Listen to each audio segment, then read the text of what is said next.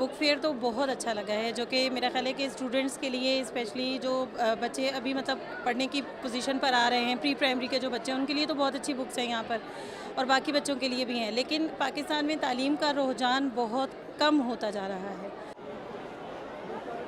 बहुत अच्छा इवेंट है और ऐसे इवेंट्स जो हैं वो हमारे यहाँ होने चाहिए। और किताबें और तालीम तो आजकल आपको पता ही है कितनी ज़रूरी हो गई है, और इस दौर में जहाँ सोशल मीडिया और व्हाट्सएप के बाद लोगों के पास टाइम ही नहीं बचता, उसमें तो बहुत ही ज़रूरी है। मैं तो कहती हूँ हर मंथ में 2 दिन रखना चाहिए।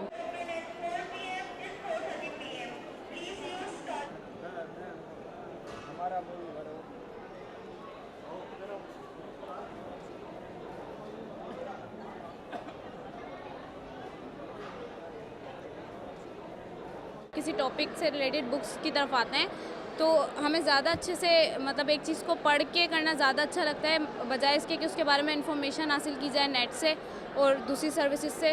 तो बेहतर ये है कि हम अपनी रिवायत को बरकरार रखते हुए अगर बुक्स से नॉलेज हासिल करें तो ज़्यादा अच्छा है।